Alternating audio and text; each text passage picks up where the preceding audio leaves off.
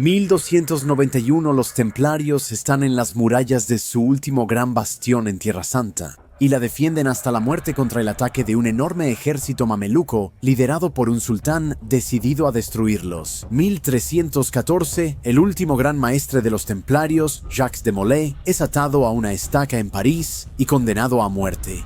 Pero antes de ser quemado, el gran maestre pronuncia una maldición diciendo que Dios vengará su muerte injusta.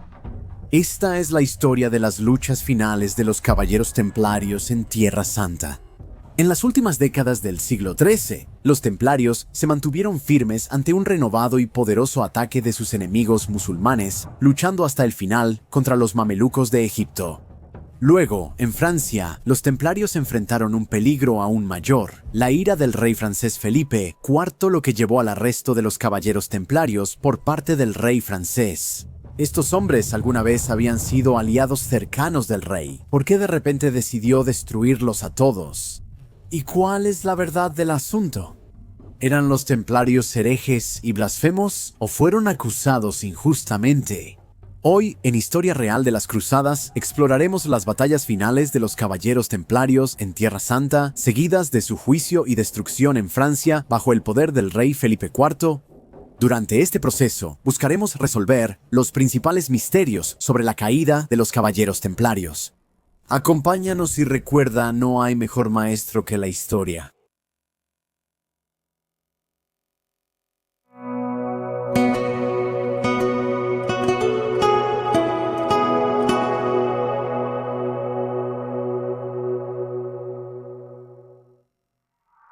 Antes de empezar el video de hoy, revisa mi novela histórica sobre las cruzadas. ¿Por qué Hidden Rage se basa tanto en fuentes primarias? ¿Por qué Hidden Rage te sumerge en la acción de la era de las primeras cruzadas? Hace 24 años los primeros cruzados conquistaron Jerusalén. Roberto de Burris es un joven caballero cuyo padre ascendió al poder en el nuevo reino cruzado. Roberto ha sido un fiel servidor de Balduino, segundo rey de Jerusalén y veterano de la primera cruzada, quien ahora gobierna el asediado reino cristiano. En Alepo, el emir turco Balak ha reunido un gran ejército y promete derrotar a los cruzados de una vez por todas. La princesa Melicen siente el peso del futuro sobre sus hombros, ya que su padre no tiene ningún hijo varón, y ella es la heredera de un reino que su pueblo cree que sería mejor heredado por un príncipe guerrero.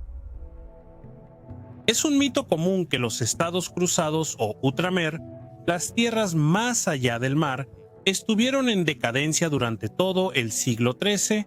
Tras los éxitos de la Tercera Cruzada en 1190, los estados cruzados resurgieron y se volvieron una potencia regional importante. Una vez más, en la primera mitad del siglo XIII, en cierto modo, el tamaño reducido de los estados cruzados los hacía más defendibles, con las fortalezas y ciudades costeras fuertemente militarizadas, lo que permitía un comercio floreciente.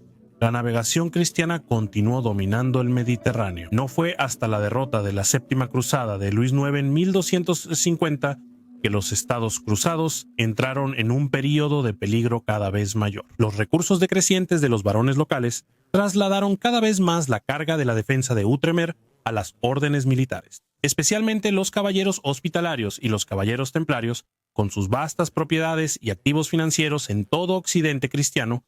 Los templarios y los hospitalarios podían financiar los castillos, mercenarios, barcos y suministros necesarios para proteger los estados cruzados. Como monjes guerreros dedicados al ideal cruzado, estos hombres eran los defensores obvios del Oriente Latino, y a medida que el siglo XIII se acercaba a su fin, esa misión se volvía cada vez más peligrosa. En el corazón de los últimos estados cruzados estaba la gran ciudad portuaria de Acre.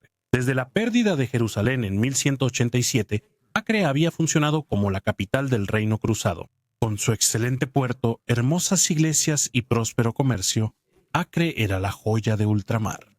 Aquí, los templarios y hospitalarios establecieron poderosas fortalezas para servir como centros de mando para todas sus operaciones en Oriente. Fue un periodo en el que la determinación de los templarios fue puesta a prueba al máximo. Frente a un enemigo que parecía estar creciendo en poder constantemente, los hermanos templarios demostraron una y otra vez ser inquebrantables en su dedicación y estar dispuestos a pagar el precio máximo para defender el Oriente Latino. En la década de 1250, la dinastía ayubí de Saladino, que había dominado el oriente musulmán desde finales del siglo XII, colapsó. El poder que los derribó surgió de sus propias filas. Los mamelucos, soldados esclavos de élite, en su mayoría de origen turco, habían sido la fuerza impulsora de los ejércitos ayubíes desde los días del propio Saladino. Tomados por traficantes de esclavos de las fronteras del mundo islámico, los mamelucos eran entrenados para ser los guerreros definitivos, ferozmente leales a sus amos y sin miedo en el campo de batalla. Los mamelucos formaban la guardia personal del sultán ayubí as-Salih y habían sido fundamentales para derrotar al ejército de Luis IX durante la Séptima Cruzada. Pero después de la muerte de as-Salih, el nuevo sultán, Turan Shah, desconfiaba de la guardia mameluca e intentó reemplazarlos. Los mamelucos evitaron esto, asesinando a Turan Shah. El 2 de mayo de 1250, el comandante mameluco Ibek emergió como el nuevo poder en Egipto y nació la dinastía mameluca. Tras varios asesinatos y luchas por el poder, el sultán Qutuz se convirtió en el gobernante mameluco de Egipto en 1259. Qutuz lideró a los mamelucos a la victoria sobre los mongoles en la batalla de Ain Jalut en 1260. Luego, el propio Qutuz fue asesinado ese mismo año, siendo reemplazado por su jefe general, Baibars. El gobierno de Qutuz había durado menos de un año. No es tan sorprendente. En la violenta historia de la dinastía mameluca, donde el asesinato o la deposición a menudo ponían fin a los reinados de los sultanes, Baibars es, con razón, el más recordado de los sultanes mamelucos. Fue un general destacado y político astuto. Era un turco kipchak, probablemente nacido alrededor de 1228 en la región de la estepa al norte del Mar Negro. Durante la expansión mongola, Baibars presenció la masacre de sus propios padres, después de lo cual fue vendido como esclavo en el sultanato selyúcida de Rum. Finalmente, Baibars fue comprado por un egipcio adinerado que lo llevó a El Cairo. Aquí Baibars fue adquirido por el sultán ayubí as-Salih. Fue un comandante destacado en la Séptima Cruzada y en la batalla de Ain Jalut. Para cuando orquestó el asesinato de su antiguo líder, Qutuz, la base de poder personal de Baibars ya era fuerte. Tomó el trono del sultán y sometió a Siria e Irak musulmanas, transformando el estado mameluco en un imperio extenso. El Cairo fue su capital, y allí Baibars instaló a un príncipe abasí como califa en 1261, haciendo de Egipto el nuevo centro del ahora, en gran parte simbólico, Califato Abasí. Tras conquistar un gran imperio, Baibars enfocó su atención en los estados cruzados. Él decidió eliminar definitivamente estos puestos avanzados cristianos latinos.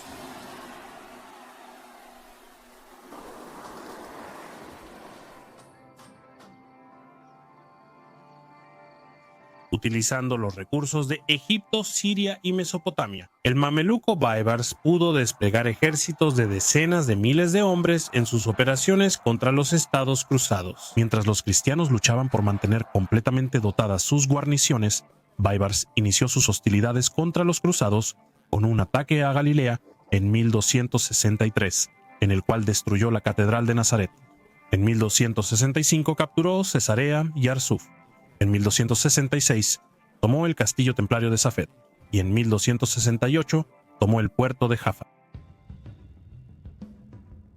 También en 1268 sitió Antioquía. Antioquía, una de las principales ciudades del mundo romano antiguo, seguía siendo mayormente cristiana cuando los cruzados la tomaron de los turcos selyúcidas en 1098. El otrora poderoso principado de Antioquía estaba para finales del siglo XIII muy debilitado y reducido.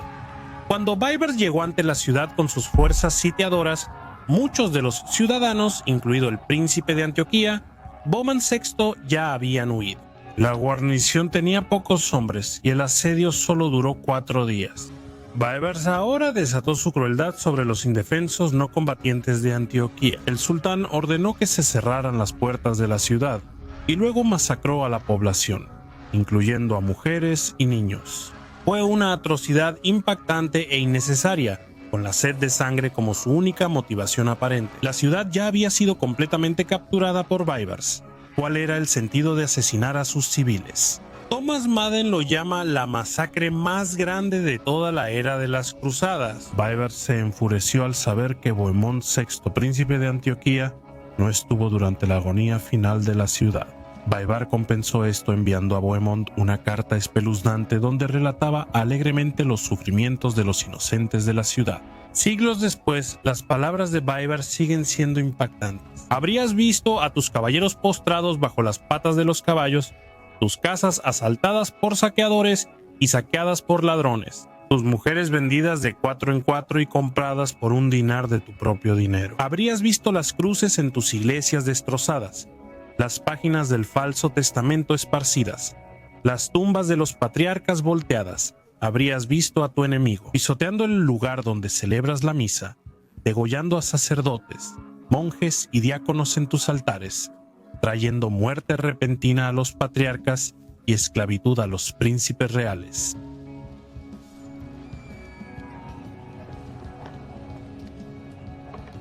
La pérdida de Antioquía fue el mayor golpe para los estados cruzados desde la caída de Jerusalén en 1187. Se marcó una nueva era de peligro creciente para el oriente latino. Las ciudades costeras y las fortalezas estaban cada vez más expuestas a la amenaza mameluca. Baibars quería demostrar a los francos o cruzados que no estaban seguros en ningún sitio. En 1271 lanzó un gran ataque contra Chipre, conquistada por Ricardo Corazón de León. Durante la Tercera Cruzada, la isla de Chipre había sido una base cruzada crucial y rica durante casi un siglo. Debido a la supremacía naval cristiana, la isla estaba generalmente a salvo de los ataques sarracenos. Baibars tenía la intención de cambiar eso. Una flota de 6 galeras mamelucas se dirigió a Chipre, pero al acercarse al puerto de Limassol, en el extremo sur de la isla, la primera galera encalló en un banco de arena y naufragó, tras lo cual casi todas las demás galeras mamelucas también naufragaron. Fue un desastre sorprendente. Numerosas tropas mamelucas se ahogaron y los sobrevivientes fueron capturados y encarcelados por los cruzados. El cronista musulmán Al-Ayani dice que 1800 tropas mamelucas fueron capturadas por los francos y sus aliados cristianos orientales. Fue un revés bien recibido para los aparentemente invencibles mamelucos. Chipre seguiría siendo un refugio cristiano. En 1271, el príncipe Eduardo de Inglaterra encabezó una cruzada que llevó a Baibars a aceptar una tregua de 10 años, comprando así a los estados cruzados. Un respiro crucial. Los templarios, hospitalarios y los barones de ultramar aprovecharon ese periodo para intentar reagruparse y reforzarse. Sus posesiones ahora estaban limitadas a una franja costera desde Atlit hasta Markab y un pequeño enclave al norte en Latakia. En 1277, durante una lucha interna mameluca, Baibars fue asesinado, posiblemente envenenado.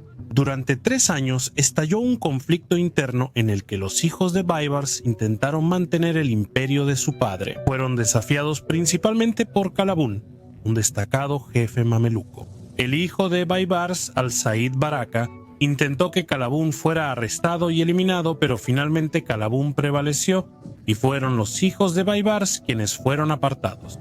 En 1280, Qalabún logró plenamente sus ambiciones y emergió como el nuevo sultán mameluco. Para entonces, el gobierno central se había debilitado en los estados cruzados y Qalabún firmó tratados separados con varias ciudades y fortalezas cruzadas.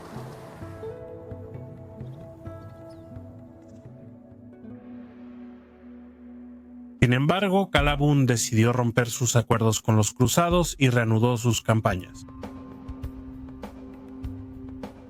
En mayo de 1285, sitió Markab, un poderoso castillo de los caballeros hospitalarios. Los defensores de Markab resistieron y el asedio fue difícil, pero los mamelucos finalmente capturaron la fortaleza. Luego, en 1287, el sultán atacó y conquistó Latakia, la última ciudad del antiguo Principado de Antioquía. En 1289, Qalabún avanzó hacia Trípoli, que había estado en manos de los cruzados desde 1109, pues después de un asedio de un mes, Trípoli cayó en mayo y Qalabún masacró a la población. Trípoli, como Antioquía, fue una pérdida histórica. La última capital de los 4 estados cruzados originales había caído. Los francos de ultramar enviaron cartas desesperadas al occidente cristiano suplicando ayuda.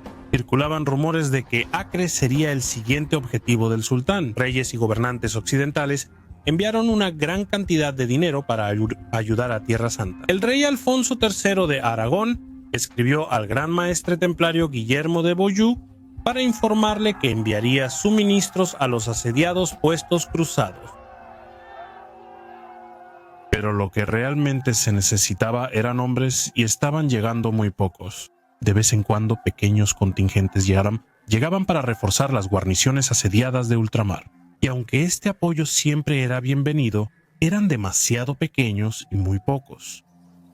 Los templarios y hospitalarios urgieron con mayor insistencia a los gobernantes de Inglaterra, Francia y el Sacro Imperio Romano Germánico a lanzar grandes cruzadas hacia el este y venir ellos mismos con toda la fuerza de sus ejércitos.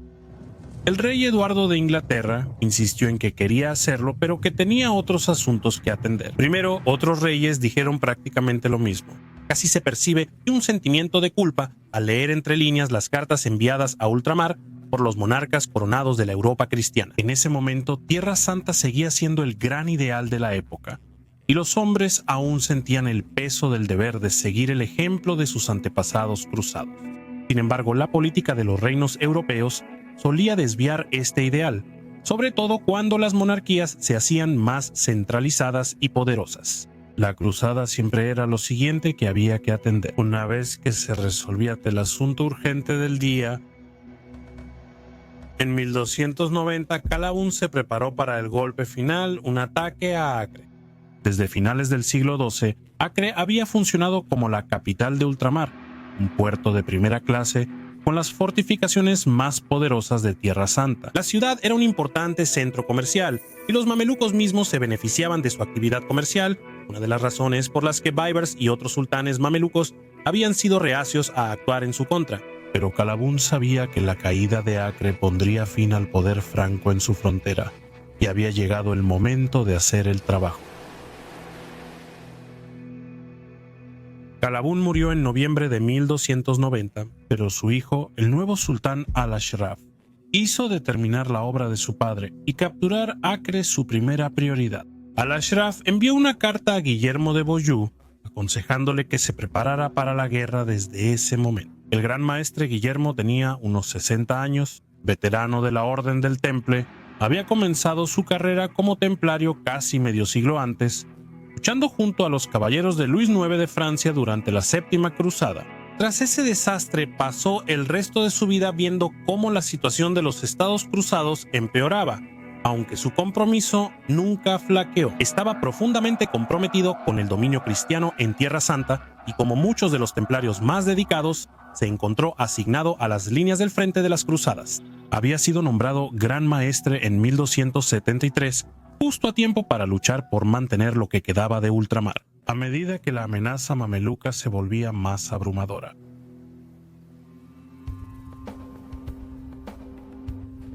Ahora, Guillermo estaba de pie sobre las murallas de Acre junto a sus hermanos templarios cuando un enorme ejército mameluco apareció ante la ciudad en abril de 1291. El ejército de Al-Ashraf probablemente fue el más grande jamás reunido durante la historia de las cruzadas y trajo consigo un total de 100 máquinas de asedio. Guillermo y los demás comandantes se prepararon lo mejor posible, pero, como siempre, carecían alarmantemente de hombres. El ejército mameluco superaba 7-1 a los defensores cristianos. Los grandes maestres de las tres órdenes militares más grandes, los templarios, los hospitalarios y los caballeros teutónicos, estaban todos presentes para comandar personalmente a sus hombres. Amaric, hermano del rey de Chipre, estaba presente con tropas. Se llamó a todo hombre capaz en Acre para que tomara una posición en la muralla. Nadie pasó por alto que esta sería la batalla final por Tierra Santa.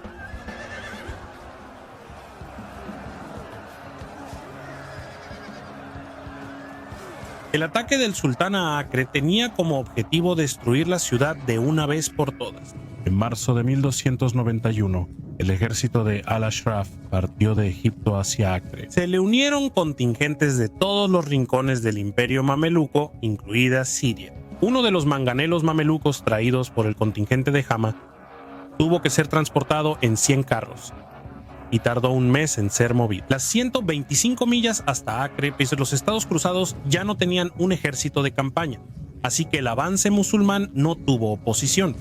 Para el 5 de abril, una enorme coalición mameluca apareció ante Acre. Era lo suficientemente grande como para rodear completamente Acre, excepto por el lado que daba al mar. Para los cristianos que miraban desde las murallas, debió de ser una visión sobrecogedora. El ataque mameluco a Acre comenzó el 6 de abril de 1291.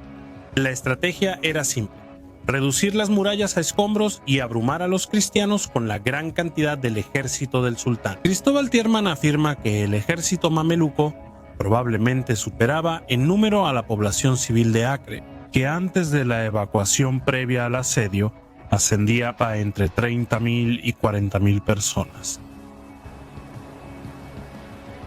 Las máquinas de asedio de Al-Ashraf golpeaban las murallas de la ciudad tanto de día como de noche. Miles de zapadores musulmanes trabajaban para excavar túneles bajo las murallas con el objetivo de derribarlas. A pesar de la inmensidad del asalto mameluco, Acre se mantuvo firme durante las primeras semanas. Templarios, hospitalarios y otros combatientes en murallas y puertas fueron implacables e infligieron graves bajas. Sobre el vasto ejército del sultán, Tierman señala que los defensores de Acre probablemente sumaban alrededor de 1.000 caballeros y 14.000 infantes en total. Sin duda, estaban abrumadoramente superados en número. Las órdenes militares eran el pilar de la defensa cristiana. Su disciplina y valentía evitaron que la defensa colapsara en pánico. Los venecianos y pisanos jugaron un papel clave en la defensa de las murallas, al igual que un regimiento de cruzados ingleses y tropas de Chipre. Afortunadamente, la mayoría de las mujeres, niños y otros no combatientes ya habían sido evacuados a Chipre para cuando comenzó el asedio. Una ventaja que tenían los cruzados era el control del mar. Durante el asedio, se trajeron suministros desde Chipre. Los barcos cristianos, tripulados con ballesteros, arqueros y manganeles, también eran capaces de hostigar los flancos del ejército mameluco donde llegaba a la orilla. Esto causó problemas a los mamelucos. Sin embargo, los ataques fueron demasiado insignificantes para afectar realmente las operaciones de Al-Ashraf. Abu al-Fidah, uno de los vasallos de Al-Ashraf, proporciona un valioso testimonio de primera mano sobre el asedio. Su crónica incluye descripciones fascinantes de los ataques navales cristianos. Escribe él: la batalla se libró ferozmente. Los francos no cerraron la mayoría de las puertas. De hecho, las dejaron completamente abiertas y pelearon frente a ella. En su defensa, el ejército de Hama estaba en su posición habitual en el ala derecha lejana. Esto significaba que estábamos en la orilla, con el mar a la derecha, cuando enfrentamos Acre. Fuimos atacados por tropas que desembarcaban de los botes, protegidas por estructuras de madera cubiertas con pieles de búfalo, desde las cuales nos disparaban con arcos y balistas. Así nos encontramos luchando en dos frentes: la ciudad y el mar. Un barco se acercó con una catapulta montada que nos atacaba a nosotros y a nuestras tiendas desde el mar. Nos dificultaba mucho, pero una noche, cuando sopló un viento fuerte, el barco fue sacudido por las olas y la catapulta se rompió y no la volvieron a reconstruir. Sin una gran flota del oeste, la situación era probablemente desesperada. El objetivo de los grandes maestres de las órdenes militares era resistir e infligir bajas inaceptables al ejército mameluco, obligando así al sultán a retirarse. Había cierta esperanza razonable de lograrlo, pero al final se trataba de una última resistencia. Estos hombres estaban dispuestos a morir antes que ver caer a Acre, y esperaban derramar tanta sangre mameluca como fuera posible antes de caer. El 15 de abril, Guillermo de Beaujeu lanzó un ataque nocturno contra la sección del campamento musulmán de la división de Hama del ejército. Los templarios y sus compañeros lograron sorprender y al principio causaron pánico entre las tropas de Hama, pero la oscuridad causó confusión en ambos bandos y finalmente los musulmanes pudieron reagruparse y rechazar el ataque. Beaujeu y sus hombres se retiraron a la ciudad después de perder a 18 soldados. Para el 8 de mayo, las poderosas defensas de Acre estaban gravemente dañadas. El 15 de mayo, los mamelucos lanzaron un feroz asalto a la puerta de San Antonio. Los templarios y hospitalarios mantuvieron la posición y lucharon ferozmente. Fue un brutal enfrentamiento mientras los mamelucos intentaban superar a los defensores cristianos. Sin embargo, los hermanos caballeros resistieron y vencieron el asalto. Fue un momento que puso a prueba a los templarios y a los hospitalarios hasta su límite. Los mamelucos se retiraron después de perder a muchos de sus compañeros frente a la puerta de San Antonio. Al-Ashraf está furioso.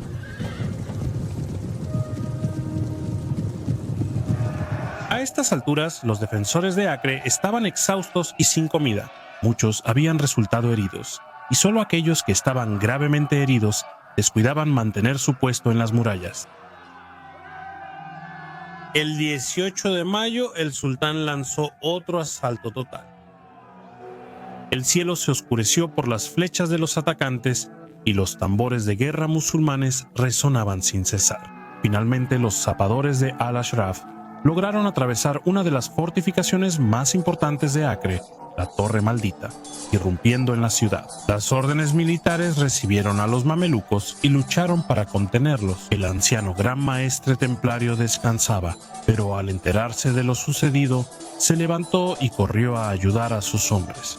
Se desató una dura lucha callejera por las estrechas calles de Acre. Los mamelucos luchaban por avanzar, mientras que los templarios, hospitalarios y otros cruzados defendían cada centímetro de calle a un alto precio. Durante estos combates, Guillermo de Beaujeu fue mortalmente herido entre las bajas mamelucas. Tenía alrededor de 60 años y no dudó en participar personalmente en las batallas más desesperadas del asedio. Murió de pie luchando por Acre. Sus hombres lo imitaron y siguieron luchando. El pánico se extendió por la ciudad y los pocos ciudadanos que quedaban se apresuraron a abordar cualquier barco que aún estuviera en el puerto. Al anochecer, los mamelucos tenían el control de prácticamente todo Acre. La fortaleza templaria, que sobresalía sobre el mar en la esquina suroeste de la ciudad, permanecía en manos cristianas. Aquí, los templarios, hospitalarios y otros defensores sobrevivientes, así como las mujeres y niños restantes, se congregaron para una última resistencia. Al principio, Al-Ashraf intentó derribar la fortaleza con máquinas de asedio, pero tras una semana, la bien construida fortaleza seguía resistiendo. Sumamente molesto y esperando terminar las cosas rápidamente, el sultán ofreció condiciones al mariscal templario Pedro de Severo, quien aceptó rendirse si se permitía que las mujeres, los niños y todos los demás dentro del complejo templario pudieran salir sin ser molestados. El sultán concedió estas condiciones. Sin embargo, al entrar los oficiales mamelucos en la fortaleza, comenzaron a acosar a mujeres y niños, discutiendo entre ellos quién tendría a quién como esclavo. Al presenciar esto, los templarios se enfurecieron. Desenvainando sus espadas, mataron a los mamelucos ofensores y cerraron las puertas de la fortaleza. Los templarios y sus compañeros juraron luchar hasta la muerte. Enfurecido, Al-Ashraf ordenó a sus hombres destruir la fortaleza templaria. Mientras los mamelucos luchaban por abrirse paso, los cristianos finalmente mantuvieron su posición. El 28 de mayo, los zapadores del sultán derrumbaron el muro exterior. Los mamelucos entraron apresuradamente por la brecha, solo para encontrarse con las espadas de los templarios y sus compañeros cruzados. Se desató una batalla, pero al parecer los zapadores habían hecho su trabajo demasiado bien. De pronto, la estructura colapsó y murieron todos dentro, cruzados y mamelucos por igual. Así que, en su último momento de desafío, los templarios y sus camaradas habían acabado con una fuerza enemiga más. El asedio de Acre había terminado. Al-Ashraf había triunfado, pero a un costo terrible. Los defensores cristianos habían hecho sangrar gravemente al ejército del sultán y solo cayeron después de llevarse a muchos de sus enemigos con ellos. Fue un final trágico, pero en cierto modo poético para la historia de las cruzadas en Tierra Santa. Los templarios, hospitalarios y otros cruzados cayeron luchando. Al-Ashraf ordenó que cualquier rezagado que quedara vivo en la ciudad fuera decapitado. Luego hizo que toda la ciudad fuera arrasada hasta los cimientos. Tras la caída de Acre, los últimos puestos cruzados no pudieron defenderse. Tiro fue evacuada y abandonada. En Sidón, los templarios eligieron a un nuevo gran maestre, Teobaldo Gaudén, para agosto. Sidón, Tortosa y Atlit fueron evacuadas. Ad-Lid, en particular, había simbolizado durante mucho tiempo la resistencia templaria, ya que nunca había sido tomada por asalto. Los 4 estados cruzados originales habían desaparecido. Los mamelucos habían logrado una victoria total. El templario de Tiro resumió la situación de manera famosa en su crónica: todo se perdió, de modo que los cristianos ya no tenían ni una palma de tierra en Siria.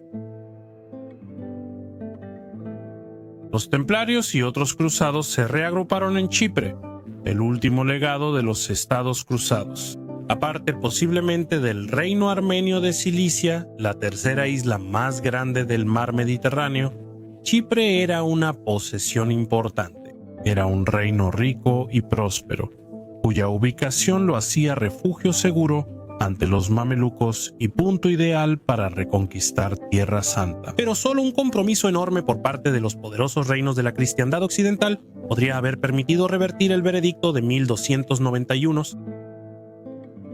¿Estarían dispuestos los reyes de Occidente a lanzar una nueva cruzada?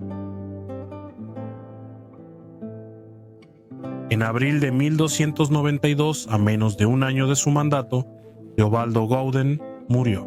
Fue reemplazado como gran maestre por Jacques de Malaí, un veterano de las guerras en Tierra Santa. Había sido templario desde 1265. Era un hombre inteligente, dedicado y muy respetado. Su tarea de liderar a los templarios tras su mayor derrota no era envidiable. Aún así, la aceptó con entusiasmo, y la historia mostraría que a Jacques de Malaí le esperaban desafíos aún mayores.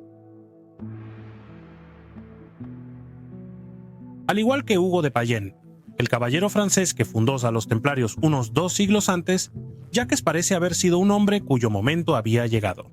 Los templarios estaban en una posición difícil. Su gran lucha finalmente se había perdido. ¿Cuál sería el futuro de la causa cruzada de las propias órdenes militares? La cristiandad simplemente renunciaría a este viejo ideal, y sería ahora más fácil para los reyes cristianos ignorar las súplicas de ayuda de los templarios, quienes ya no tenían nada tangible que defender en Tierra Santa. Uno de los aspectos más llamativos de los templarios es la perdurabilidad de su atractivo. Durante casi 2 siglos fueron ampliamente idealizados en toda la cristiandad latina. La llamada a la cruzada pudo haber sido dejada de lado a menudo por asuntos políticos más prácticos, pero las cruzadas seguían siendo fuente de inspiración en las cortes nobles de toda Europa. Eran canciones de cruzados las que se interpretaban tanto para señores como para damas. Los templarios, guerreros de la fe, tenían un papel destacado en esa perspectiva. Jacobo de Vitry, el obispo de Acre, llamó a los templarios leones en la guerra, dóciles como corderos en casa en el campo, feroces caballeros en la iglesia, como ermitaños o monjes, inquebrantables y salvajes con los enemigos de Cristo, benevolentes y amables con los cristianos. El poeta alemán Wolfram von Eschenbach los describió como guerreros puros, disciplinados y firmes. En agosto de 1291, el Papa Nicolás IV convocó concilios para reunirse en febrero y discutir la recuperación de Tierra Santa. Entre los temas a discutir estaba si las órdenes militares debían consolidarse en una sola orden o no. La idea era unir los recursos de templarios, hospitalarios y otras órdenes para crear una fuerza más eficiente en la lucha por Tierra Santa. Carlos II de Anjou sugirió que la orden fuera dirigida por un hombre de ascendencia real con un reclamo al trono de Jerusalén. Sin duda, la nobleza europea habría preferido controlar directamente las órdenes militares. El filósofo catalán Ramon Llull sugirió que la nueva orden se llamara la Orden del Espíritu Santo y que su líder fuera un príncipe célibe o un rey viudo. En el Concilio de Aral, en 1292, el Papa Nicolás ordenó unir a templarios y hospitalarios, pero la muerte del Papa en abril de ese año impidió que el plan se implementara durante los siguientes 2 años. El tema de quién sería el Papa desvió la atención sobre los templarios. Los cardenales intentaron elegir Papa en 1292, pero en 1294 aún no lograban consenso. El anciano Papa Celestino V ocupó brevemente la silla de San Pedro y luego finalmente el Papa Bonifacio VIII tomó el trono papal en la víspera de Navidad de 1294 Miembro de una de las familias aristocráticas más distinguidas de Roma, Bonifacio era un jurista sumamente erudito, con amplia experiencia como diplomático. Aquí estaba un hombre bien preparado para navegar la turbulenta política de la Europa de principios del siglo XIV. En 1294, Bonifacio citó a Jacques de Molay en la corte papal para tratar el futuro templario y una nueva cruzada.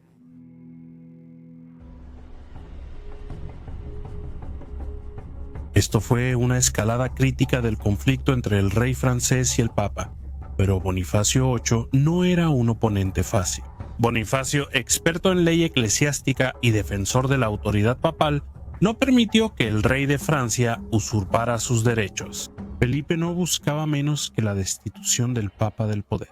Sus abogados argumentaron que la corona francesa era la dueña absoluta de la iglesia en Francia, que el papa no tenía derecho a gobernar la iglesia en Francia. No es de sorprender que Bonifacio decidiera excomulgar a Felipe de la membresía de la iglesia. La excomunión era una herramienta antigua del obispo de Roma, reservada para aquellos cristianos que violaban gravemente la enseñanza cristiana y se negaban a arrepentirse. Bonifacio se preparó para emitir una bula de excomunión el 8 de septiembre de 1303.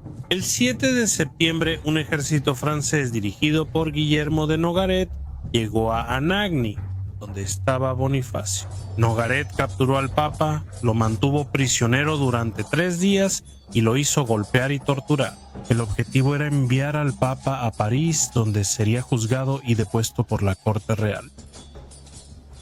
Indignados, los habitantes de Anagni lucharon y vencieron a los franceses, liberando al papa, quien huyó a Roma, pero las heridas del papa eran graves y murió varios días después.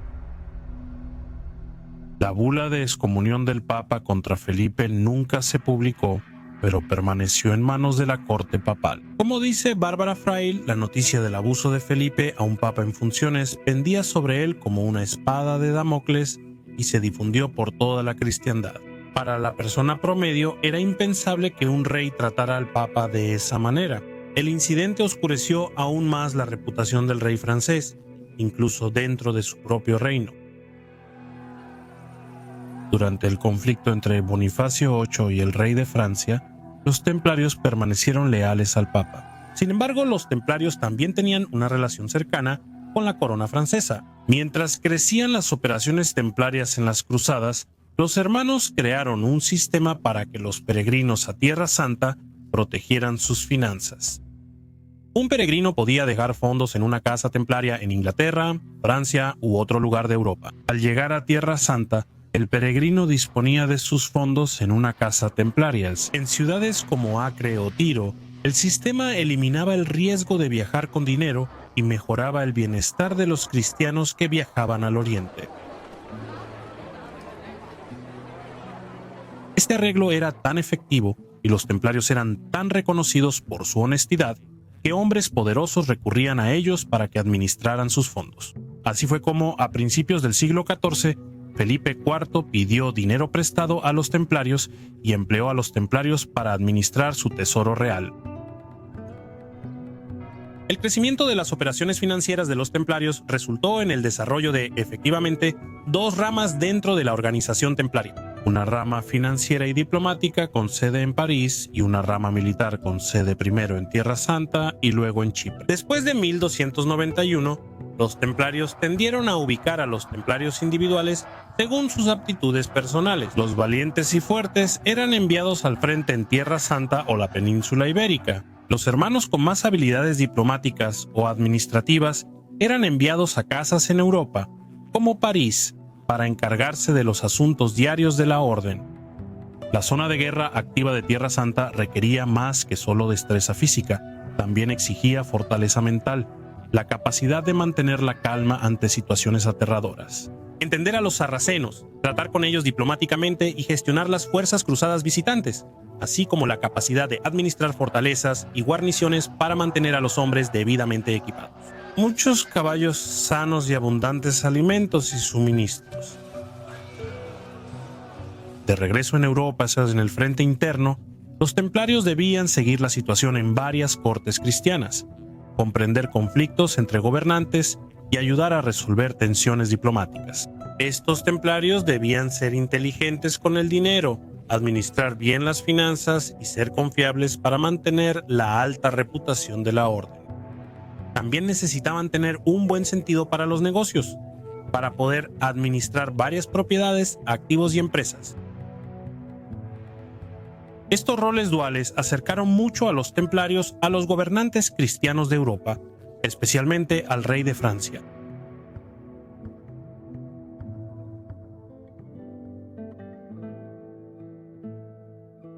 En 1306, el rey Felipe siguió hundiéndose más en un agujero financiero. Su guerra contra Eduardo Piernas Largas había devastado el tesoro real, así que Felipe ordenó la reducción del contenido de oro de su moneda en 2/3. Esta política provocó una revuelta abierta en las calles de París. Huyendo de multitudes de ciudadanos decididos a colgarlo, el rey Felipe y su corte se refugiaron más tarde en la fortaleza de los templarios. La leyenda dice que Felipe en esa ocasión vio la riqueza de los templarios y fue tal su avaricia que decidió en ese momento destruirlos y apoderarse de sus bienes. Esta historia es indudablemente demasiado simplista y teatral, ya que Felipe ya conocía bien la riqueza que estaba bajo la custodia de los templarios, pero sí alude a una verdad clara. Felipe quería quitar a los templarios del camino y quería su dinero. Más sorprendente es que los templarios quizás salvaron la vida del hombre que, un año después, ordenó su destrucción. Los templarios estaban a punto de aprender una dura lección. Felipe IV solo era leal a sí mismo. Fuera cual fuera el caso, Felipe estaba decidido a usar la riqueza templaria para resolver sus problemas financieros. Envió una carta al tesorero templario, Juan de la Tour, y exigió 300.000 florines de oro, una suma enorme equivalente al presupuesto anual de ciudades-estado italianas como Génova o Venecia. Esta fue una demanda difícil para la mayor parte de la riqueza templaria era propiedad de acreedores privados, quienes confiaban en los templarios como una institución bancaria confiable. Sin embargo, Jun no dudó en conceder la petición del rey. Jun ni siquiera pidió garantías para asegurar el reembolso de Felipe. En 1307, al regresar de Oriente, el gran maestre Jacques de Molay notó la gran escasez en los fondos templarios. En una ocasión ordenó que Jean de la Tour fuera removido de su puesto y expulsado de la orden. Esto podría parecer extremo, pero estaba en consonancia con la regla de la orden, que requería que un templario fuera expulsado si robaba u ocultaba fondos de la orden, en exceso de 4 dinares. Jean de la Tour apeló la decisión del gran maestre ante el único hombre vivo que podía revocarla. El propio Papa, el rey Felipe, solicitó personalmente que el Papa Clemente V revocara la decisión de Molay. Clemente accedió. El Papa envió un mensaje a Jacques de Molay para que restituyera a Jean de la Tour a la orden. Un cronista describe la furia del gran maestre al recibir esta orden. Jacques era un viejo templario purista, un veterano de las guerras más feroces de la orden, que se aferraba firmemente a la letra de la regla. Jean de la Tour era el burócrata experimentado. Había nacido en uno de los rangos más altos de la aristocracia francesa y estaba seguro de que podía lograr que se revocara la decisión del gran maestre. Jacques apretó la carta del Papa en su puño y la arrojó al fuego. Sin embargo, obedeció al Papa, su maestro. Según la regla templaria, Jean de la Tour fue completamente reinstalado. Barbara Fraile señala que este incidente revela las obligaciones contradictorias que jalaban a la orden templaria en 2 direcciones. ¿Podrían los templarios ser tanto actores importantes en la política europea como monjes guerreros idealistas? ¿Podrían servir a la causa de la cruzada y también al rey de Francia? Quizá lo más sorprendente es la sumisión incondicional del Papa Clemente V al rey Felipe IV. No hay duda de que Jacques actuó de acuerdo con la regla templaria cuando expulsó a Juan de la Tour. La intervención personal del rey Felipe en nombre de Juan sin duda fue crucial para la decisión del Papa. Hace un siglo, el Papa Inocencio III pudo haber quemado personalmente el mensaje del rey francés. En 1307, Felipe IV actuó contra los templarios. El liderazgo de la orden solía estar en Chipre, pero ese año los líderes templarios visitaban París. Funcionarios reales irrumpieron rápidamente en casas templarias de toda Francia, excepto en la fortaleza de París. Casi ninguna de estas casas tenía fortificaciones, y la mayoría de los templarios allí estaban poco armados o desarmados. Burócratas de carrera o hermanos mayores que hacía mucho se habían retirado de las zonas activas de guerra. Francia siempre había sido el frente doméstico pacífico de la orden. Nadie jamás había imaginado que los templarios tendrían que estar listos para la batalla en el mismo corazón de las operaciones de la orden. Y sin embargo, el 13 de octubre de 1307, los templarios de toda Francia se encontraron siendo atacados por los propios agentes del rey Felipe. Algunos lograron escapar y huir, pero muchos fueron arrestados y encarcelados. La tortura y los interrogatorios empezaron casi de inmediato. Sobre todo, los agentes de Felipe querían obtener confesiones de estos hombres para legitimar esta redada masiva, impactante y aparentemente sin ley.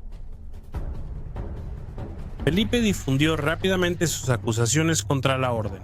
Sus acciones, insistía, eran solo los esfuerzos honestos de un rey piadoso para disciplinar a una orden corrupta.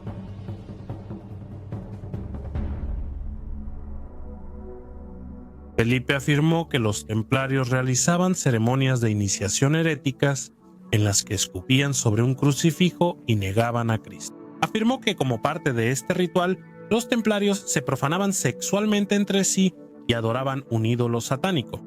¿Qué pruebas tenía Felipe para estas afirmaciones? Tenía documentos, tenía pruebas físicas de los rituales, tenía en su poder un ídolo satánico utilizado por los templarios en una de estas supuestas iniciaciones.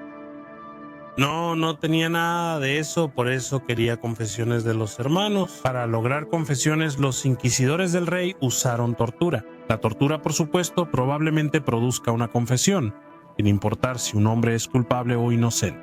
Felipe no se sintió decepcionado. Entre octubre y noviembre, solo 4 de los 138 templarios arrestados rechazaron todos los cargos presentados por los torturadores del rey. Muchos resistieron durante algún tiempo, pero después de repetidas sesiones de tortura, finalmente cedieron. Malcolm Barber destaca lo extraña que era esta situación, sobre todo por la cercanía de la corona francesa con la orden. Durante décadas, los templarios habían operado junto a los funcionarios reales franceses. Sus iglesias y casas formaban parte de los recintos reales, y en París, sus oficinas y espacios sagrados estaban muy cerca de las residencias y santuarios del rey. Esta orden, cuyos funcionarios eran más cercanos al rey de Francia que muchos aristócratas, ahora es acusada de practicar satanismo abiertamente, literalmente en medio de la corte real. En efecto, el rey de Francia estaba admitiendo albergar a la organización más despreciable en el mismo corazón de París. Las instrucciones dadas a los inquisidores de Felipe muestran exactamente por qué pudieron obtener tantas confesiones que leyeron. Debes prometerles perdón y favor si confiesan la verdad, pero si no lo hacen, debes asegurarles que serán condenados a muerte. Así que a los hermanos templarios se les dijo que la única manera de obtener el perdón era admitir estos cargos. De lo contrario, enfrentarían una brutalidad indescriptible. ¿Y qué tipo de torturas se emplearon contra estos desafortunados hermanos? Una forma de tortura era untar las piernas de las víctimas con grasa y asarlas sobre una llama como carne. Este método era tan doloroso que la víctima a menudo enloquecía. A otros les ataban los brazos detrás de la espalda, luego los levantaban del suelo y los soltaban hasta que se les dislocaban los hombros. A los hermanos también los mataban de hambre, los privaban de sueño y los encarcelaban en temperaturas heladas sin ropa ni mantas. Así empezó el gran suplicio de los templarios en Francia y la conmoción se extendió por Europa. ¿Cómo podían los templarios, que durante mucho tiempo fueron ensalzados como héroes de las cruzadas, estar acusados de tales blasfemias? Para el europeo promedio de entonces era impensable que los templarios fueran realmente culpables de eso. Por eso las confesiones eran fundamentales para la campaña de Felipe. Él quería mostrar estas confesiones ante la cristiandad, asegurando que estaba actuando con justicia. ¿Pero serían creídas las confesiones? ¿Cómo reaccionaría el mundo cristiano en general?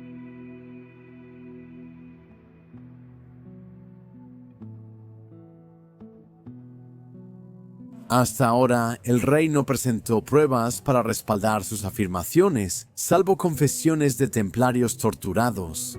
A algunos estudiantes de historia hoy les resulta difícil entender cómo la vida de la Orden Templaria en París estaba tan integrada con la corte y los funcionarios del rey. Malcolm Barber señala que los funcionarios reales supervisaban regularmente las cuentas en el Tesoro Templario y por lo tanto a menudo estaban presentes en el propio Tesoro Templario. Justo al lado de este tesoro había una capilla donde los templarios recibían a los nuevos iniciados en la orden. Supuestamente, según las acusaciones del rey, se realizaba un ritual satánico en el que los hermanos se corrompían entre sí, profanaban cruces y adoraban a un ídolo. Clientes y diplomáticos que trataban con templarios también eran presencia constante en estos lugares. No es como si los invitados estuvieran limitados al horario laboral, ya que los templarios ofrecían alojamiento a los dignatarios visitantes. Barber señala que los templarios habrían tenido que llevar vidas dobles meticulosamente elaboradas, fingiendo ser cristianos comunes mientras al mismo tiempo participaban en tales obscenidades y blasfemias que cualquier rumor al respecto habría arruinado a la organización templaria. La historiadora Barbara Frale señala que muchos de los documentos de los procedimientos fueron manipulados. Sin embargo, a lo largo de un proyecto de investigación de 4 años, ella recopiló todos los documentos relacionados con los testimonios templarios durante el juicio. Señala Frale, la situación distintiva de los templarios. Un templario debe estar listo para abandonar su propia voluntad y jurar obediencia total a los dictados de la orden. Esto era especialmente importante dado lo que estaba en juego para los templarios. En el campo de batalla, los templarios juraban mantenerse firmes y luchar incluso si habían sido desarmados. Debían sacrificar sus vidas antes que retirarse. En 1188, Saladino atacaba Darmstadt en el Principado de Antioquía. Cuando el ejército del sultán rompió las murallas, los templarios resistieron en la brecha, armados y sin rendirse. Cuando un templario caía, otro tomaba su lugar. Dada la gravedad de los desafíos que enfrentaban los templarios, Barbara Frale ha teorizado que quizá existía alguna iniciación secreta realizada por los templarios con el propósito de ponerlos a prueba al límite. Frale especula que quizá los interrogadores de Felipe tropezaron con algún aspecto de este ritual y lo tergiversaron como herejía y blasfemia. Para cumplir la política del rey, para entender cuál podría haber sido el contenido de este ritual secreto, Frale señala la situación que enfrentaba un hermano templario capturado en batalla por enemigos musulmanes. Muchos templarios capturados por fuerzas sarracenas eran sometidos a tortura, obligados a escupir o profanar una cruz, o a realizar otros actos ilícitos bajo amenaza de muerte. Frale se pregunta, ¿podrían los templarios, después de llevar a un nuevo iniciado a través de la ceremonia oficial, haberlo llevado aparte a un lugar secreto y luego someterlo a una prueba aún más severa? ¿Podría esta prueba haber implicado órdenes de sus superiores más altos de negar a Cristo, escupir sobre una cruz o realizar alguna otra blasfemia? Si este es el caso, ¿qué habrían esperado los templarios del novicio? Si el hermano se negaba de inmediato, los líderes templarios podían ponerle un cuchillo en la garganta y amenazarlo con brutalizarlo o matarlo. ¿Para qué habría sido esto? De hecho, esto podría haber sido una forma de someter al nuevo templario a la misma prueba que habría enfrentado si hubiera sido capturado en batalla.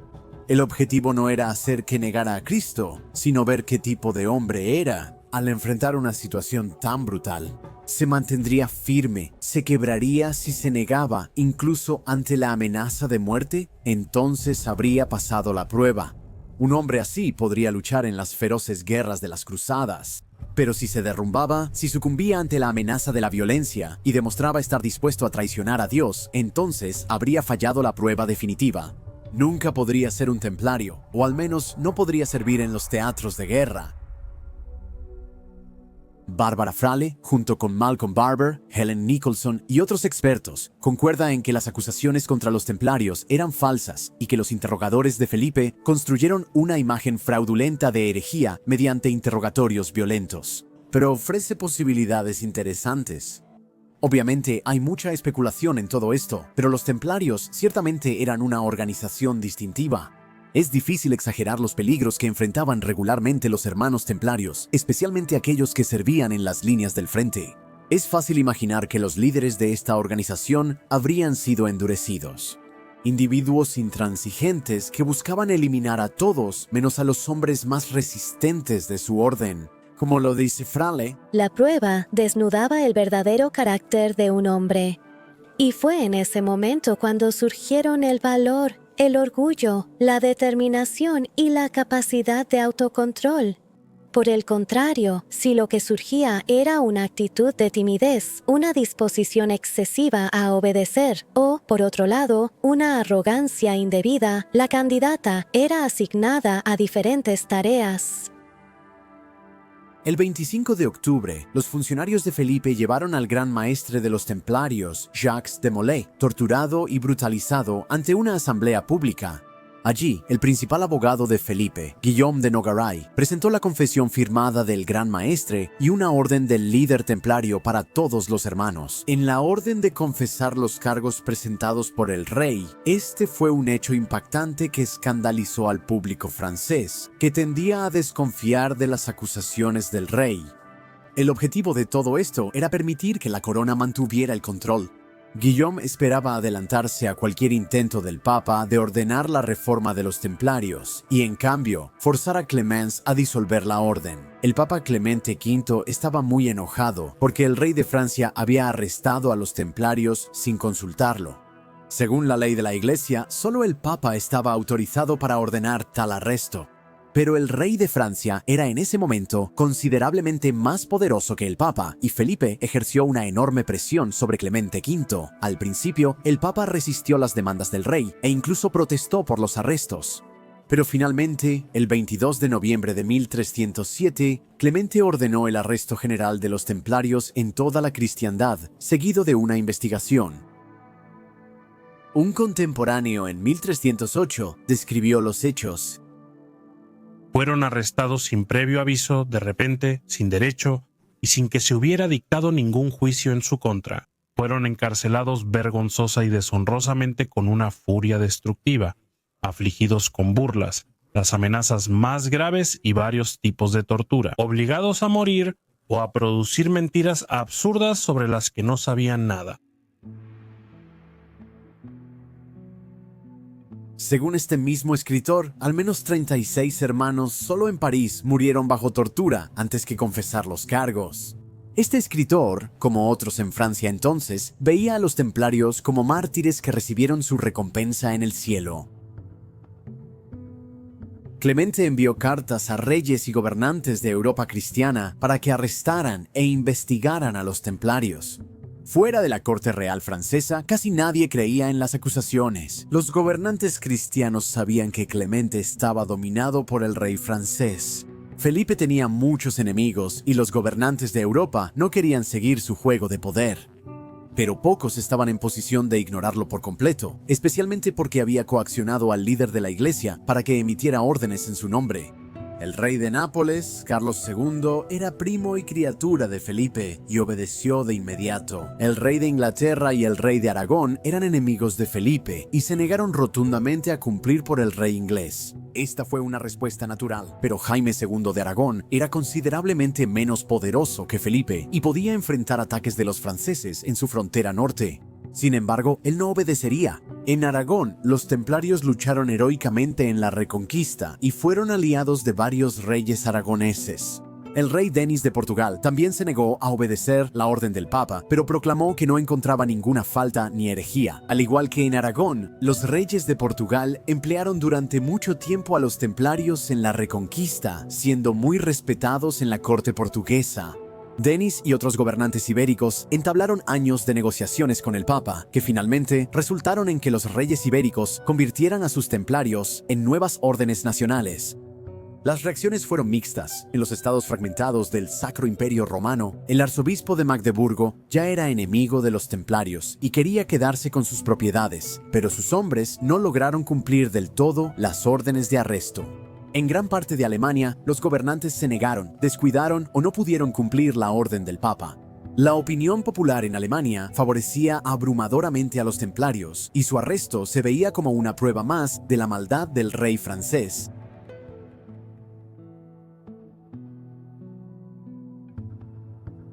El Papa Clemente V exigió que el caso contra los templarios fuera entregado a la Iglesia. En diciembre de 1307, el gran maestre Jacques de Molay y otros líderes templarios encarcelados en Francia revocaron sus confesiones, confirmando lo que ya se creía ampliamente, que los templarios solo habían confesado. Después de ser torturado y amenazado en una audiencia reunida en la Catedral de Notre Dame, Jacques se quitó la camisa y mostró las cicatrices de tortura que cubrían su cuerpo. Por ello, Clemente suspendió el juicio en febrero de 1308, convencido de la mala fe del proceso. El Papa decidió interrogar personalmente a los templarios. Exigió que Felipe entregara a sus prisioneros a la Iglesia, preocupado de que el Papa estuviera a punto de arruinar el edificio de un caso que él había construido tan incansablemente. Felipe se apresuró a montar un espectáculo de legitimidad. Envió una serie de preguntas a los doctores eruditos de la Universidad de París, preguntándoles si había actuado legalmente al arrestar e investigar a la Orden Templaria. Los principales eruditos de la capital de Felipe anunciaron estar en su mayoría de acuerdo con la posición del rey. Pero los doctores de París fueron cuidadosos al declarar, en un lenguaje tortuoso, que solo el Papa tenía en última instancia el derecho de juzgar a los templarios. A principios de mayo de 1308, el rey reunió a los principales representantes de los tres estamentos de Francia, el clero, la nobleza y la burguesía en un parlamento en Tours, donde todos declararon estar de acuerdo con la política del rey y presionaron al Papa para reabrir el caso. Mientras tanto, la gente de Felipe amenazó a los familiares de Clemente y difundió acusaciones de que el Papa tenía un romance con la condesa de Périgord. Clemente cedió. En julio de 1308, el Papa accedió a reabrir el juicio bajo la supervisión de los obispos. Oficialmente, los templarios y su juicio estarían bajo el control de la Iglesia, aunque los agentes de Felipe seguramente estarían vigilando de cerca las cosas y asegurándose de que las políticas del rey se estuvieran implementando. El Papa Clemente anunció que en 1310 se celebraría un concilio en Viena para decidir el destino de los templarios. Felipe finalmente permitió que el Papa interrogara a algunos de los prisioneros templarios, aunque intentó evitar que el Papa interrogara a los líderes templarios que estaban en prisión. En la fortaleza de Chinon, Clemente, sin embargo, estaba decidido a obtener acceso a los hombres que lideraban la orden templaria. La historiadora Bárbara Frale descubrió en 2001 un documento en los archivos del Vaticano que mostraba exactamente cómo el Papa logró este objetivo. El hallazgo de Frale probó definitivamente que el Papa sabía que los templarios eran inocentes, y de hecho que él lo había puesto por escrito en el punto más álgido de la campaña de Felipe contra la orden. Este documento es el Pergamino de Chinon, y su contenido reveló uno de los capítulos más fascinantes en la historia de los templarios. En verano de 1308, Clemente V anunció que se retiraría al campo para sus vacaciones. Esto hizo que los funcionarios del rey Felipe bajaran la guardia. Con el Papa ausente en verano, pudieron relajarse y los representantes reales en la corte papal se fueron. Poitiers para París. Fue en ese momento cuando el plan del Papa se puso en marcha. Al amanecer, tres de los aliados más cercanos del Papa, los cardenales Béranger, Fredol, Landolfo Brancacci y Etienne de Suissy, partieron de Poitiers y viajaron directamente a Chinon. Cabe destacar que ninguno de estos hombres formaba parte del panel papal oficial que investigaba a los templarios en Chinon. Los cardenales se reunieron con los miembros del Estado Mayor y les informaron que el Papa planeaba resolver la controversia del juicio absolviendo a los templarios y fusionándolos con los hospitalarios. Luego, los cardenales realizaron su propia investigación de la orden. Descubrieron que la orden sí sufría de algunos problemas de corrupción y abuso de poder, pero nada parecido a los cargos de herejía y blasfemia que articuló Felipe. El Pergamino de Chinon también contiene detalles que han llevado a Bárbara Frale a creer que pudo haber algún aspecto secreto en la ceremonia de iniciación templaria, utilizado para poner a prueba la determinación de los nuevos hermanos. Los detalles de lo que este ritual secreto pudo haber contenido son confusos, pero pudo haber implicado alguna forma de violencia o amenaza de violencia contra un nuevo iniciado. El pergamino confirma que la iniciación no involucraba ningún tipo de desenfreno sexual ni adoración de ídolos. Los cardenales coincidieron en que nada de esto era herejía ni rechazo a la fe cristiana. Los líderes de la orden debían confesar haber permitido prácticas irregulares y corrupciones dentro de la orden, ya sea que las conocieran o no. Según la ley de la Iglesia, tales problemas deben corregirse en una orden religiosa mediante una reforma, y esto fue expresado por los cardenales.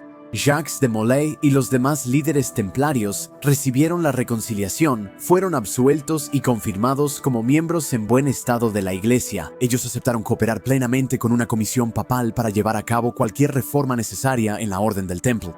Esto quedó registrado en un pergamino de Chinon del 20 de agosto de 1308 mediante una astuta estratagema. El Papa entrevistó a los líderes templarios justo ante el rey. Clemente V indicó al rey que el asunto templario no se resolvería en 2 años.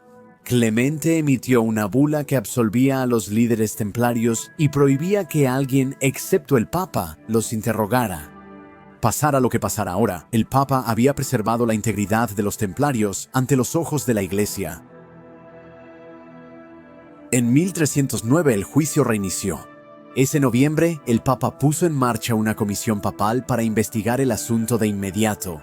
Los investigadores papales notaron que los templarios encarcelados evitaban defenderse. Todos temían ser torturados de nuevo o incluso asesinados por los hombres de Felipe, pero entonces una nueva chispa de valor surgió entre los templarios encarcelados. En 1310, 15 hermanos declararon que las acusaciones eran falsas y que sus confesiones habían sido forzadas. Esto inspiró a otros. Pronto, más de 600 hermanos encarcelados retiraron sus confesiones y proclamaron su inocencia. Los inquisidores declararon herejes reincidentes a estos hermanos, castigándolos con la muerte. El 12 de mayo de 1310, un obispo de Felipe ordenó quemar a 54 templarios como herejes reincidentes. Los templarios enfrentaron valientes la muerte, proclamando entre las llamas su inocencia y que Dios los vengaría. La multitud que observaba estaba solemne y claramente conmovida por la resistencia de estos hombres. Aunque el rey intentó difundir propaganda contra la orden, escenas como estas arruinaron la imagen que Felipe buscaba. Sofía Menache afirma que al inicio, el rey logró convencer a muchos franceses de que sus acusaciones contra los templarios eran ciertas. Incluso si la nobleza y el clero eran generalmente escépticos, la valentía y el desafío público de los templarios condenados convencieron cada vez más a la gente común de que estos hombres eran en realidad mártires perseguidos. La resistencia templaria se consolidó especialmente alrededor de los hermanos Renaud de Provenza y Pedro de Bolonia. A diferencia de la mayoría de los templarios, estos dos tenían cierta formación legal y podían usar el lenguaje jurídico para refutar el caso de Felipe. Otros templarios fueron quemados en otras ciudades. Todos murieron negando las acusaciones del rey. Felipe notaba que perdía el control, pues sus amenazas y brutalidad ya no lograban silenciar la resistencia templaria. De repente, los carceleros anunciaron que Renaud y Pedro se habían escapado. Nunca se supo más de los dos hermanos. No sorprende que pocos creyeran esa explicación tan conveniente. Casi todos sospechaban que Felipe había hecho asesinar a estos dos hombres en sus celdas, y los historiadores hoy en día generalmente sospechan lo mismo, que el rey de Francia probablemente haya matado a 2 templarios extrajudicialmente dice mucho sobre la situación. Esto fue una farsa legal, poder desnudo disfrazado de Estado de Derecho. Los sucesos sospechosos y problemas para la comisión papal creada por la corona llevaron al Papa a retrasar el Concilio de Viena hasta 1311. El concilio se reunió el 16 de octubre de 1311 y el clero estaba ansioso por descubrir la verdad. Cuando los primeros templarios acudieron al concilio a testificar, los hombres armados de Felipe los arrestaron. Estos templarios desaparecieron. Como Renaud y Pedro, nunca se supo más de ellos. Felipe entonces reunió a su ejército y marchó hacia Viena el 20 de marzo de 1312. En este punto, el rey abandonó cualquier apariencia de proceso legal. Felipe no permitió una investigación independiente sobre los templarios. Ya había matado a otro papa antes, así que Clemente no tenía ilusiones sobre hasta dónde llegaría el rey. 2 días después, el 22 de marzo, Clemente emitió la bula Vox in excelso, la cual proclamaba que la orden aún no había sido declarada culpable, pero que su reputación había sido tan manchada que ya no podía seguir existiendo, así que Clemente disolvió la orden. Como lo dice Helena Nicholson, no porque los templarios fueran culpables, sino porque el Papa no tenía otra opción en el asunto. La bula fue leída el 3 de abril y el Papa declaró que no habría más debate. Muchos de los clérigos reunidos estaban furiosos. Habían venido aquí para investigar el asunto de verdad y ahora se les prohibía toda investigación. En realidad, el ejército del rey ya había resuelto el asunto con tropas en la ciudad. El concilio concluyó. Clemente entendió que su elección era o detener los procedimientos o enfrentarse a una violencia abierta, quizás incluso a la muerte. Eligió la primera opción. La situación era clara. El rey de Francia había sometido esencialmente al Papa y lo había obligado a implementar la política real a través de la maquinaria de la Iglesia. El 6 de mayo de 1312, Clemente V emitió una bula concediendo misericordia a todos los hermanos templarios que habían confesado y se habían arrepentido. A esos templarios se les perdonaría y podrían pasar el resto de sus días en monasterios, recibiendo una pensión de la Iglesia. Para los muchos templarios que aún languidecían tras años de brutal encarcelamiento, era una salida. Seguramente muchos de estos hombres, sin importar sus sentimientos personales, estarían dispuestos a confesar simplemente lo que el rey quería escuchar y retirarse a una vida tranquila y segura por el resto de sus días. El rey de Francia quería especialmente una confesión del gran maestre Jacques de Molay. Para finalmente ver al viejo comandante templario humillado y suplicando, el perdón habría sido la cereza del triunfo del rey Felipe sobre la orden. Como resultó, Jacques de Molay y los otros líderes principales templarios se negaron a tomar el camino fácil. Incluso ahora, rechazaron las acusaciones de Felipe como falsas y se negaron a confesar. El 18 de marzo de 1314, la comisión papal emitió su veredicto final. Jacques de Molay, Geoffroy de Charnette, comandante de Normandía, Geoffroy de Gonville, de Aquitania y Poitou, y Hugues Perrault, de la isla de Francia, fueron condenados como herejes reincidentes y sentenciados a cadena perpetua. Jacques de Molay y Geoffroy de Charnette protestaron tras escuchar el veredicto, denunciando el juicio como una farsa y por ello recibieron la pena de muerte como herejes obstinados. Tal vez la condena más fuerte a la política de Felipe contra los templarios venga de uno de sus partidarios, el cronista Geoffrey de París, quien narró la impactante ejecución de Jacques de Molay.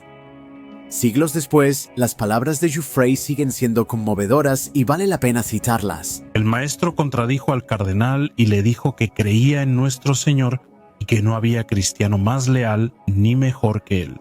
Y si llegara a ver a algún hermano malvado en la orden, eso bien podría ser el caso. A menudo había escuchado que hay gente malvada en todas partes, pero él no sabía nada. En la orden que no nació de buena fe ni de la ley cristiana, él no la abandonaría, sino que aceptaría morir ahí por Dios, la justicia y lo correcto. Nadie presente era tan duro de corazón que no se persignara muchas veces al escucharlo hablar así de su orden. Al ver el fuego listo, el maestro se quitó la ropa. Vi lo que vi. Se quedó ahí solo con su camisa, contento y de buen ánimo. No temblaba. No importaba cómo lo arrastraban y empujaban, lo agarraron para atarlo al poste. Él aceptó esto, feliz y contento. Le ataron ambas manos con una cuerda. Pero primero les dijo: señores, al menos déjenme juntar mis manos por un momento y hacer mi oración a Dios, porque ahora es el momento y la ocasión de orar. Veo aquí mi juicio, el lugar donde debo morir en poco tiempo. Por eso Dios sabe que mi muerte es injusta y un pecado. Así que en poco tiempo cosas malas sucederán. Aquellos que nos han condenado a muerte, Dios vengará nuestra muerte, señores, dijo él. Debes saber sin ninguna discusión que todos los que han actuado en nuestra contra sufrirán por lo que nos han hecho. Deseo morir en esta creencia, vean aquí mi fe, y te ruego que vuelvas mi rostro hacia la iglesia de Nuestra Señora, de quien nació nuestro Señor. Su petición fue concedida. Murió así y encontró la muerte de una manera tan dulce que todos quedaron asombrados. Dicho por un seguidor de Felipe, esto condena duramente la política real y respalda al gran maestre templario. La mayoría de los presentes en la muerte de Jacques de Molay pensaban que presenciaban el martirio de un hombre justo y bueno. Jouffre de París termina su relato de manera bastante ominosa. Hay un gran debate en el mundo sobre esto, pero no sé qué decir al respecto. Algunos hablan por celos, otros por otras razones. No sé quién dice la verdad y quién miente. Puedes engañar a la iglesia, pero no a Dios, no diré más. Saca tus propias conclusiones. En lugar de ser la victoria final de Felipe contra los templarios, la quema de Jacques de Molay fue quizás la derrota definitiva del rey. Jacques y los templarios ejecutados fueron venerados como santos virtuales, y la gente recolectaba reliquias de sus cenizas tras las ejecuciones. Las propiedades de los templarios no se entregaron a la corona francesa, sino que la iglesia las dio a los caballeros hospitalarios, para que pudiera seguir utilizándose en la causa de las cruzadas. Además, todo lo que el rey había construido parecía desmoronarse tras la muerte del gran maestre. Felipe mismo moriría menos de un año después, mientras cazaba. En noviembre de 1314, el rey cayó de su caballo. Felipe sufrió lo que parecía un derrame cerebral y agonizó durante semanas antes de morir por sus heridas. Algunos susurraban incluso entonces que esta era la maldición del gran maestre hecha realidad. La maldición seguía. En 15 años, 3 hijos y un nieto de Felipe morirían. 14 años después de la muerte de Jacques de Molay, la dinastía Capeto, que tenía 300 años, se extinguió. Ese año también murió el Papa Clemente tras una larga enfermedad. En abril, el historiador estadounidense Enrique Carlos Lee escribió: Incluso en la lejana Alemania, la muerte de Felipe fue mencionada como una retribución por su destrucción de los templarios. Y se describió a Clemente derramando lágrimas de remordimiento por la ruina de los templarios. Helen Nicholson señala que la gran pregunta sigue siendo por qué Felipe quería destruir a los templarios. Ella explica cómo la política de Felipe hacia los templarios tiene mucho sentido cuando se toma dentro del contexto de todo su reinado. Esto era parte de la lucha del rey contra el papa y por el control total de su reino. Los templarios, aliados del rey de Francia, solo respondían al papa. Felipe buscaba someter al papa a su poder y convertirse en el verdadero líder de la iglesia en Francia, sin rendirle cuentas. Destruir a los templarios era una parte de esto. Además de eso, los templarios eran un gran poder financiero en el reino, y Felipe quería su riqueza y sus propiedades. Para un rey desprovisto de los viejos ideales de las cruzadas, de hecho, desprovisto de cualquier respeto por el papado o las tradiciones de la iglesia, los templarios solo eran un obstáculo más que Felipe debía eliminar y no los únicos blancos de su ira. Y fue tras otros oponentes políticos con acusaciones muy similares de herejía y conducta profana. El juicio y la destrucción de los caballeros templarios resonaron como uno de los eventos más impactantes de la Baja Edad Media. Ciertamente, Felipe no destruyó su reputación. Durante mucho tiempo después de su desaparición, los templarios fueron recordados en la cristiandad como héroes de la época dorada de las cruzadas. Órdenes militares futuras los celebrarían como una inspiración y su último gran maestre, Jacques de Molay, se convirtió en un símbolo de justa resistencia ante la tiranía. Sin embargo, con el paso del tiempo, la controversia que rodeó la destrucción de los templarios alimentó relatos y leyendas, hasta que los templarios se convirtieron en una de las instituciones más sensacionalizadas de la era medieval. Poetas y escritores han usado a los templarios en historias como héroes, villanos, sabios o místicos. Hasta hoy, abundan relatos sobre templarios sobreviviendo en la clandestinidad, creando nuevas sociedades secretas o controlando el poder. Estas visiones de los templarios han evolucionado mucho más allá de la historia, entrando en el ámbito de la ficción de cómics. Es sorprendente que una orden de cruzados medievales pudiera transformarse en formas tan extravagantes. El atractivo duradero de los templarios, especialmente como objeto de mitos y especulación, probablemente se debe a su dramático final. Sin embargo, a pesar de las leyendas, la historia del juicio de los templarios revela que, en realidad, eran exactamente lo que parecían ser. una orden de monjes guerreros dedicados a la defensa de la cristiandad. Los templarios no eran los magos y místicos de la leyenda, en realidad eran hombres muy ordinarios, simples hombres de combate. Con una devoción sencilla a Dios, hicieron votos para defender a los inocentes, proteger a los peregrinos y luchar por los lugares sagrados. Esto hicieron y dirigieron todos sus esfuerzos hacia esos fines. Por desgracia, se enemistaron con el hombre más poderoso de su época, el rey Felipe IV de Francia, y esto, y no crímenes reales, llevó a su caída. El veredicto de la historia es que los templarios eran inocentes de los cargos que se les imputaron y que de hecho eran exactamente lo que siempre dijeron ser. Sus encarcelamientos, torturas y ejecuciones no fueron más que abusos de poder e injusticias despreciables. Los procedimientos fraudulentos de Felipe IV en su contra le han valido la reputación de tirano.